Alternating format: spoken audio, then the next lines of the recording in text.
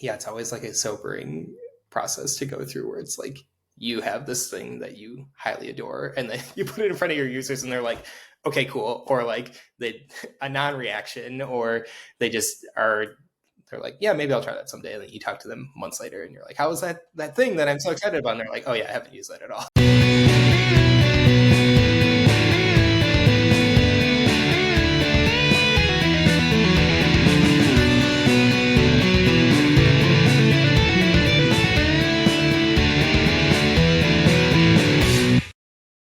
Alex, it'd be really interesting to understand a little bit about your background. Then I'd like to understand how that background led to you writing your book.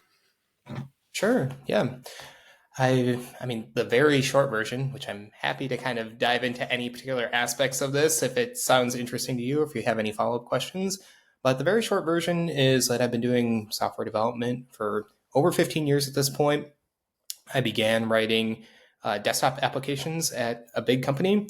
And then about 12 years ago, I decided that I wanted to move to Austin, Texas, both to be in a much warmer climate, but also because I heard that they had a good startup scene, and the idea of working at smaller companies, having equity, having a more direct impact on the product itself, those were all really appealing to me. So I've been fortunate to work at a handful of different companies and startups since that point, of various shapes and sizes. And most recently, I found myself kind of in the edtech realm and domain and working at edtech companies, which I'm very excited and honored to be part of because I just think it's a really interesting space. And the way that I think that all kind of lends itself to writing a book is I've had a handful of different roles that I've been part of on different teams, anywhere from doing, full stack development to even a brief stint as a manager, a very brief stint as a manager, and a very brief stint as a product manager. And out of all those times and roles, I think one of the most satisfying things that I've found professionally, beyond just writing code, because writing code is really fun, but one of the most satisfying things is helping others on the team grow and mentor them and being mentored. And I think that relationship is very special. And you can only do that with so many people if you're on different teams. Like, even if I switch companies every 2 years for the rest of my career, there'd be like maybe 100 developers I could mentor or be mentored by. Whereas with a book, you kind of, that opportunity kind of just explodes, right? There's no real limit to how many people could be affected by that.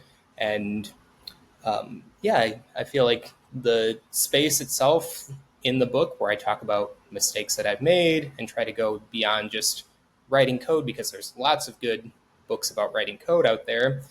I talk more about soft skills, approaching software, thinking about different mental models.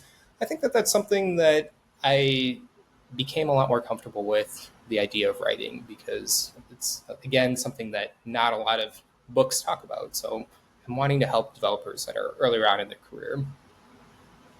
Cool. That's really interesting. I've scribbled a whole bunch of notes there of things that I want to talk about. Yeah. So I'll put the book a little bit aside for a moment, pick up on some of the first things. So the first you mentioned was desktop applications. Not Yeah. many people do that these days. What was that like, and how does that compare to the web stuff that you're doing these days? Man, this is really going back in the time machine for a bit. There's the ecosystem side of it, where I was using like .NET as a framework, and then all of the different nuances that come with that. I mean, GitHub either wasn't around yet or was still very new at that point. It certainly wasn't the de facto way of performing code reviews, merging code in. We were using, I think it was SVN or some Microsoft equivalent at the time. And so even things like our build and deploy process were so much different. I think now it's not uncommon to be on like a CI/CD pipeline where you can push multiple updates to a site in a day. The way you think about and approach software is a lot different when you're only deploying once a quarter or once every 6 months. And everything from, that first phase of ideation, and then particularly through development and QA, becomes a lot more critical, right? If you're only doing one deploy every quarter, let's say, and that QA process has to be really intense, and you want to try to catch as many bugs as possible. Whereas if you're deploying constantly on a CI/CD pipeline, then you have like a lot more leeway to have things out there that might not be perfect, but you can patch up later on, right? So that's just one aspect of it. But again, there's so many different parts of it that were a lot different back then. Yeah, I remember a little bit further back than that, the first software I worked on, we built the stuff after testing it, stuck it on a floppy disk, and mailed it to the people Wow. that are gonna Yeah. they're gonna use it. That was a different world then. Yeah. Yeah. The feedback loops, right? They're just like so much different. And then, it really affects how much time and energy you want to put into different parts of the software lifecycle when you have longer feedback loops. Cool. I'm really hoping you're on SVN and not Microsoft SourceSafe, because that was a truly awful version control Actually, I system. think that was the very first one that I used. There's another one that was similar to was it Team Foundation Server? Was that might have been that Yeah, one after that I was that was using? after. That Yeah. was apparently much better, but still awful. I never experienced TFS. Yeah, I think I had used it for maybe like a year or two, and I maybe it was just that my changes were so isolated, or maybe I've just blocked it out completely in my memory. I'm not sure. Um, I remember having to merge was always like this big daunting task, right? It was like not something that you do in 5 minutes or less now, right? It was this thing that it was you would set aside a day or a week or whatever, and it was a totally just large behemoth of an undertaking to have to worry about. Yeah, do not miss those days. Do not miss those days at all. Cool. So the other thing you mentioned was the startup scene and wanting to get into startups and that direct impact. Did it live up to your expectations? How's that worked out? I think so. There's been like a lot of interesting people that I've met. I really appreciate how the Austin tech scene is very vibrant in terms of I was able to go to a lot of meetups, just meet a lot of people in general. And then maybe part of what I was really excited by was working on products where I could really empathize with the end user and having, again, just like smaller feedback loops where it was things that I could help really lend a lot of insight to in terms of the product itself and put myself in the user's shoes. And um, yeah, I guess the way, again, that you think about engineering and building things is a lot different at a 100-person company versus a multi-thousand-person company. And so being able to use, like, I was really into using Ruby on Rails when I was looking for a new job and getting to use that in multiple roles and just updated tech in a lot of roles was really exciting. Working on smaller teams that were more agile, that was exciting too. Yeah, one of the things that I've always learned about working at startups is that direct exposure to the customer. For a lot Mm-hmm. of times I was going to visit customers, sat next to the person who's going to be Right. using the software, and getting Yeah. their direct feedback. And you say that feedback loop is so much more satisfying than, hey, I stuck it on a website and Right. random IP address used it. Somebody was behind that IP address, but I know nothing about them. I don't get any feedback other than, what's in a log file. Yeah. And how much more do you learn when you're like sitting down and actually like interacting with that person, right? Like it's like hard to even capture, measure that difference, but it's certainly there. Yeah, absolutely. And you see them use your software in ways you never imagined. Yes. And you sit down and Yeah. they say, I want to do this. And you think, I got that, build it. And you go, no, no, no, no. That's completely different to what I wanted. Yeah. Were you having to, like, if you were sitting down right next to them, I'm guessing you had to, like, be totally silent, right? You couldn't, like, help guide. Oh, I mean, there was probably some back and forth, like, if they really got stuck, but by default, I'm assuming you wanted to just be more of a fly on the wall. In our case, it was more that we had a off the shelf product that we were customizing. So Mm, when we sat down with a customer, they were paying us $1 million to tweak it and customize it to their. So we could have that conversation, and it was very fun because we were learning a lot about their domain.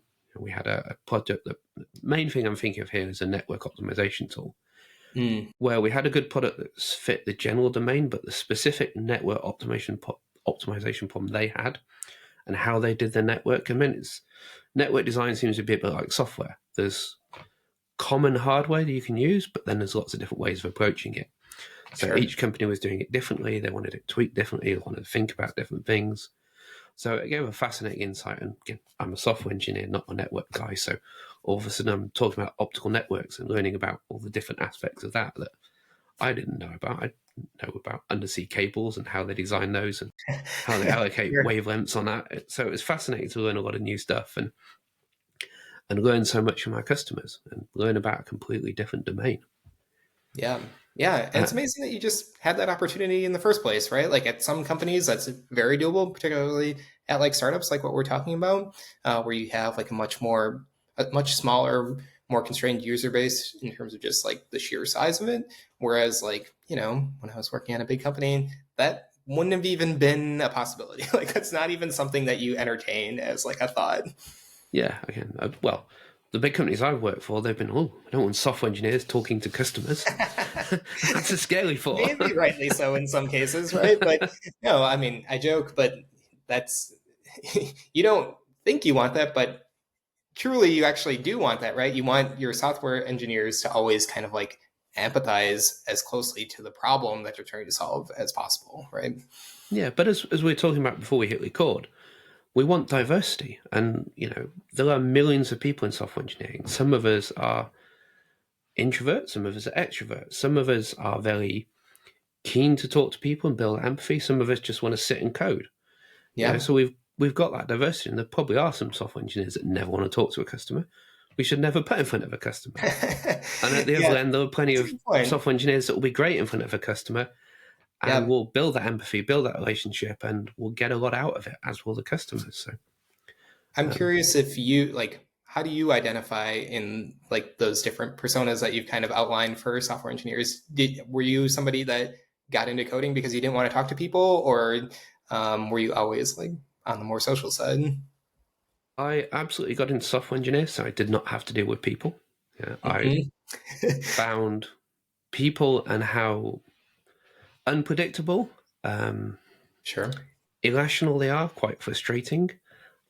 It's not quite the right word, but I would say I'm quite a logical person, quite structured, quite if this, then that. I didn't want the complexity of dealing with people, so I thought, great, computing is logical. If I give it 1 plus 1, it's going to tell me 2. It's not going to debate it. There's no variation on that. If I say, Yeah. true and true, it's going to give me true. It's very, and if I put garbage in, I'll get garbage out. So that's quite simple. I don't have to deal with people. This kind of dream, shall we say, that a lot of software engineers, I think, have at the beginning that it's going to be a meritocracy. We're going to, if I produce good code that works, Sure. everybody's happy. Yeah. We're going to focus on that. I don't need to worry about soft skills because I'm not going to talk to customers, all that kind of things. Reality is not, that Yeah. doesn't marry up with it. So I would have and still describe myself as an introvert, and I didn't really want to deal with people. Sure. As we both know and said, that's not the reality. I'm still an introvert in the definition of introvert, in that I don't like big groups of people. I'm quite happy in my own company. I find it quite draining to have, go to a big party, have lots of people about. Still enjoy and talking to people one to one. I'm still quite social, but I'd rather talk to people one to one, face to face, or on a call like this, or however. And I definitely did not want to do sales and go and deal with customers. But Sure. a couple of years into my career, I started my own business, and again, the harsh reality is there. A lot of software engineers, we start a business and go, "I'll build it. It will be cool. Everyone will come." No, Hmm. you build it, and nothing happens. There's silence until you go out there, start Yeah. talking to people about it, and you do the Yeah. sales, and you have to go and talk to customers. So again, the harsh reality of life when I had bills to pay and no money coming in was I had to go and learn to talk to people. I had to go and learn to do sales. So Right. Yeah, there's certainly an interesting dynamic there too, where you could have the best product in the space and like have the most elegant code and solution and all that. And if you're not able to portray that or get that point across to whoever your target user base is, like, it's kind of all for nothing in a sad way, right? You need both sides of that in order to have effective software. yeah, I mean it's dated technology now. I'm showing my age, but everyone used to argue that VHS and Betamax was a better technology, Sure. but VHS got the distribution. I mean, they're both gone now, but Yeah. it was about the distribution and that marketing and reaching people, and that mattered far more than what was necessary best. And again, I saw it in one of my first startups. We spent ages building some features that I thought were awesome, really important. Nobody cared. Nobody used them. Right. And actually, we got all of our users because we happened to rank well in Google at the time, not Mm. because of these awesome features that I spent 80% of our development effort on. And in fact, Yeah. no one other than me actually used in the end. Yeah. But they came and they used something because they found it at the top of Google, and the basic feature met their needs. Sure. Yeah, I love that example because I feel like it's so incredibly relatable. Like literally every developer has gone through that same experience. Whether they've come to the same realization at the end of it or not, maybe a different story, but like who amongst us hasn't worked on this feature that we just had, rose tinted glasses for? It's like this is the best feature. I know it in and out. I've done all these cool things. Surely everyone else will appreciate it. Um, yeah, it's always like a sobering process to go through where it's like you have this thing that you highly adore and then you put it in front of your users and they're like, okay, cool. Or like they a non-reaction, or they just are they're like, yeah, maybe I'll try that someday. And then you talk to them months later and you're like, how was that thing that I'm so excited about? And they're like, oh yeah, I haven't used that at all. Like the report that you made already does everything else. Yeah, absolutely. Absolutely. So the other thing you mentioned briefly there was that you were briefly a manager. Why, Very why brief. briefly? Yeah, I'm glad you you picked up on that because I would like an opportunity to clarify. I was on a team where I had been kind of like promoted to being a manager over the course of working there for a year and a half, 2 years, and then I really liked the company, and I was approached by a former coworker of mine who was starting a different company, and I had this really difficult decision to make of like, do I stay at this company that I know and like and just was promoted to a manager in, or do I go to this other new company that I think has a lot of potential? It's working with people that I've worked with in the past and that I really enjoyed working with. And the long and short of that story is that I decided to make the leap and work for this other company. And it was quite a bit smaller at the new company. It was only like 5 people, so that was a new experience as well. Writing a totally greenfield application. I think it was just like this classic dilemma that maybe a lot of us face of like, do you stick with what's tried and true, or do you make the leap of like trying something new and exciting? And so that was really tough because it was leaving a great manager and a great company, and this, of course, I feel bad about having just been promoted into a new role and then having to leave as well. But on the other hand, in a weird way, and maybe I just tell this to myself so that I feel better, but like it was better that I left 1 month in than 6 months in, or even like a year in some ways, because then I would have been a little bit more firmly rooted in my new role as well as being a manager. So yeah, that was my brief stint, and I would be open to doing it again someday of being a manager. But uh, I'm at this point where you know, again, I think a lot of people face like the crossroads of like, do you want to go into management or do you want to like stay technical and like keep increasing your skills there? And I feel like right now I'm leaning more on the technical side, but I never want that door to be completely closed either. Yeah, I know that feeling, as I've gone back and forth between both sides, Yeah. and I still can't make up my mind. If I'm perfectly honest, I Yeah. enjoy both sides of it. I don't really want it to be an either or. Sure. Yeah. Have you done like the working manager role where you're doing both? Has that been part of your history? I have done every degree of it, from being Okay. totally hands off executive in a startup through to running a small team of 2 or 3 people and still coding about 50-60% of the time, Yeah. and every point in between. And I've enjoyed all of it. Okay. I really enjoyed being the executive in a startup because I spent a lot of time talking to customers as well. Spent a lot of time thinking about strategy and thinking about the business. I got to look at the bigger aspects of it. And I did an MBA. I ran 7 of my own businesses because I find all that interesting and fascinating. Yeah. I also enjoy the technology, and that's why I started writing computer software when I was 9 years old, because I enjoy that side of it. I also have been lucky enough to see several people that I've hired as junior engineers progress to staff, and above software engineers and still be part of their career and still mentor and coach them occasionally. And I really enjoy that aspect of it as well. So Yeah. I want to do it all. Yeah, that's the problem, right? You only have so many hours in the day, and when you're just like insatiably hungry and curious for new things and enjoying the domain that you're working in, that can be really tough. Yeah, and that's it. It's the curiosity. It's like, oh, cool. How can we fix that problem? How are we going to fix our marketing? How can we fix this? Yeah. How do we fix this performance issue we have? Or how do we fix this conflict that we have between people so that we may keep it as productive conflict rather than a negative conflict? So yeah, all those things are, I guess in a way, it's all debugging stuff, whether it's debugging your marketing or debugging technology or debugging the team as it works together, or you know, my own screw ups. You know, it's all debugging and problem Yeah. solving. So it's all kind of fun in that way. Yeah, absolutely. So how One about you? Did you enjoy your spell as a manager? It's kind of hard to say. I think even if I was like, really adamant about being in one camp or the other, I just had such little actual time that I could have like a fully informed opinion. The thing that you were talking about earlier of like people being fuzzy and like not as clear cut and binary as writing code, where it's like, yes, this thing works, or no, this thing doesn't work when you're writing code.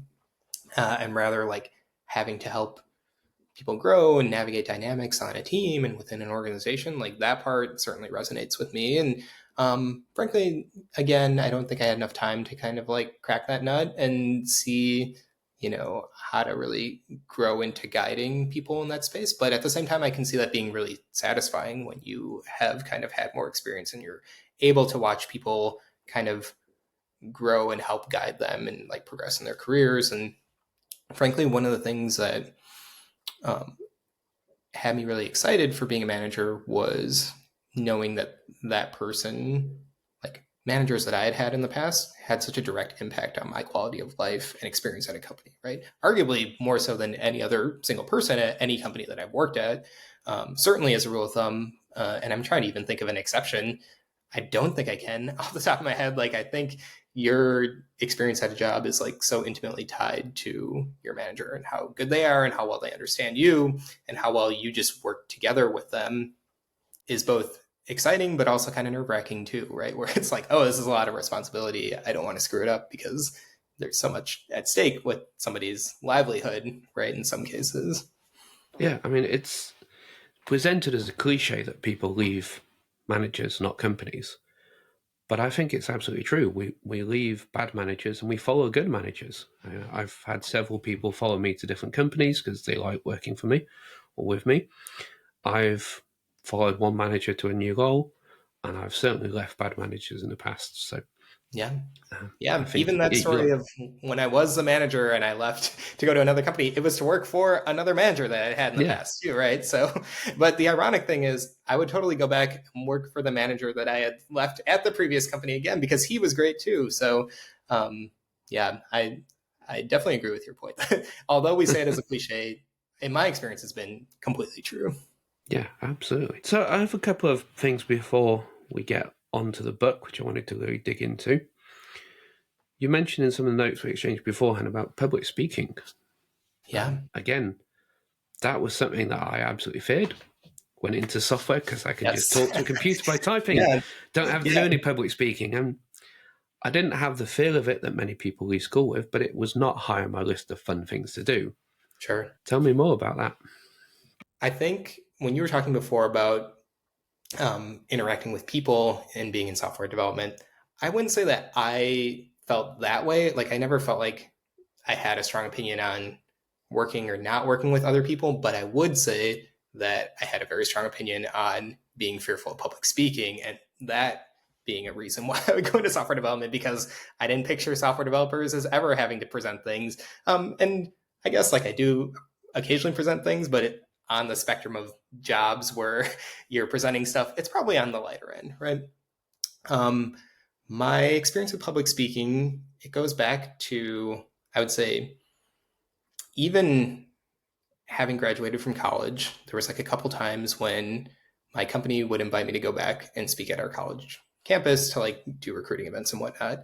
And it was it was terrible, John. It really was. Like every time I went there, it was so awful because I was really nervous. I didn't really practice. I would like scribble down some notes, and then I would get up there, and it was as if my brain, like all the preparation and thought that I had put into it, just like went in one ear and completely out the other. And I was standing up there, stumbling over my own words, and it was a terrible experience in general, not only for myself, but for the company too. I'm sure if you asked any of them, I don't know why they kept asking me to go back to events because I was doing so poorly. And I remember there was this one in particular. It might have been the last one that I presented at, where I saw like the two organizers like exchanging glances in the back of the classroom. Like, why did we even ask this guy to come in here? So that's all to set the stage of me naturally not being a good public speaker and me just having what I think is a fairly common reaction of being nervous about having to do it in general. So we fast forward a few years after that. My good friend calls me up around the holidays, and I know he's about to get married, and I'm thinking he's calling me to ask to be one of the groomsmen in his wedding party, and I'm pretty excited. And so we're making chit chat, and then he gets around to, what I can tell is going to be the purpose behind the call, and he's like, "So I'm wondering if you would want to officiate our wedding." And when he said that, my heart just like fell into my stomach, and I was so nervous that I couldn't even answer him on the phone. I was like, "Can I think about this and call you back?" Which I'm sure isn't the response that he expected or was looking for, but he humored me, and he's like, "Yeah, that's fine. Take all the time you need." And so I thought about it for a few days, and really the conclusion that I came to is, even though I've had terrible experiences in the past, uh, this thing that my friend is asking me to do is a huge honor, and I would like to be part of this honor and be part of this really important day in his life, right? So I resolved to start going to public speaking classes, particularly the group Toastmasters, which is if you haven't heard of it, it's literally like a worldwide organization. If you're in any big city right now, I guarantee there's one, if not many, Toastmasters clubs in there. And I went to the one here locally in Austin, and it was a great experience overall. But at the beginning, it was tough, and there were many times I wanted to quit, but I had to keep going back week after week because in my mind, I knew that the alternative was, if I didn't go, then maybe I would ruin the best day or like the most important day of my friends' lives. And that when I framed it that way, that really helped me conquer my fear. And eventually, with more practice, I became more comfortable with doing it. 9 months later, after that phone call, my friend, the day arrives for, officiating the ceremony, and everything went well. And one of the parts that I was really humbled by was the father of the bride came up to me afterwards, and he had all of these nice things to say, where he was like, "Oh, I appreciated how you incorporated X, Y, and Z, part of their friendship." And like, you could tell he was really paying attention, and that the compliment was very heartfelt. So that was really more than I could ask for. And yeah, that's kind of the initial part of it. I've actually officiated 3 weddings now for friends. It's definitely not looking to be my full-time job or anything like that, but uh, I'm happy that every time it gets easier. I'm less nervous, to the point where, like, this last one was just a few months ago. I wasn't nervous at all for it, and you really get to focus on, again, the honor of being part of that whole experience. And I never thought that that initial phone call would lead to such a growth opportunity throughout my life. But I've even found that at work, it's made a huge difference too, where I'm able to more clearly articulate thoughts and ask follow-up questions and just be a better communicator overall. So that's very cool that you put all that effort into being prepared for it Yeah. and really made it work, and that it obviously went down so well. Yeah, thank you. Again, if we get more layoffs in software, you've got a second career lined up. Yeah, I guess, I never thought about that. I always have AI kind of like in the background thinking about it, where it's like, okay, if this really changes in the next couple of years, what am I going to do? I didn't even consider just wedding officiant. There we go. Yeah, I've heard of a number of software engineers going to Toastmasters. Did Toastmasters myself, but I have to say that weddings wasn't what triggered it. Yeah, it could be anything, right? It could even just be like getting ready for a presentation at work or something like that. I just really enjoyed.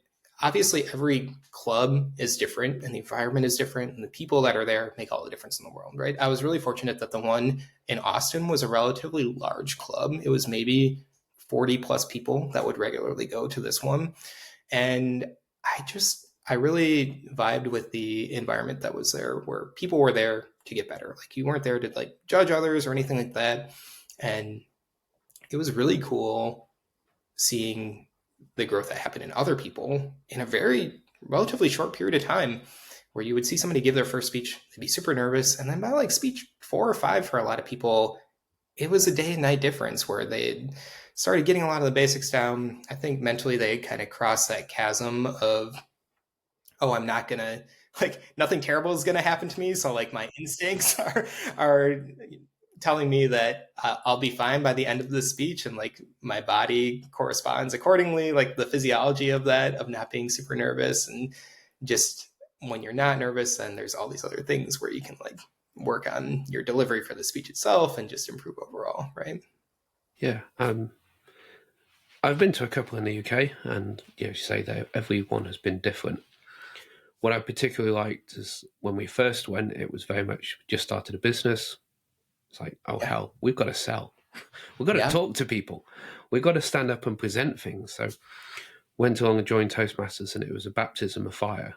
I barely sat down. We arrived 30 seconds before it started because we had to come after a meeting. Barely sat down when they went, hey, we've got some guests. And we open with our lightning round. So you stand up, you get 1 minute to speak on a topic, and here's your topic. Wow. That would, that would be very intimidating to me. Yeah, it was. It was. Barely through the door, and it's like, yeah, you've got 1 minute to talk about the colour orange, John. Go. Yeah. So it was a baptism of fire. But I actually really grew to enjoy doing those 1 minute talks where you had no idea what it's going to be about until you handed the slip of paper as you're walking up. And yeah. Yeah, that's great. I think that was a really useful and transferable skill because it taught me a bit more to pause slightly before speaking, to respond a little bit better. And I think some of that transfers to interviewing, it transfers to sitting in meetings, transfers to dealing with customers where you want to pause a little bit, not too long, not bore them, and then, have a short 20, 30-second response. You found the same transfer to software engineering and interviewing? Yeah, absolutely. I think that there's like certainly this analogy between, or like this parallel maybe is a better word for it, between interviewing and storytelling, and how you're able to kind of convey your story as a software developer. And an interview, you're probably sitting in the room with a person or sitting on a call with a person for 30 minutes to an hour, and they don't know you at all, right? So like, how, in some ways it's this exercise of like, how do I most efficiently convey these points and like tell this story about me? And storytelling is like such a powerful way of doing that, that makes it more approachable. You're thinking about like the different aspects of how you're portraying yourself, and you're also like hitting your points too, of like, I'm talking about my career, I want to make sure I'm mentioning X, Y, and Z.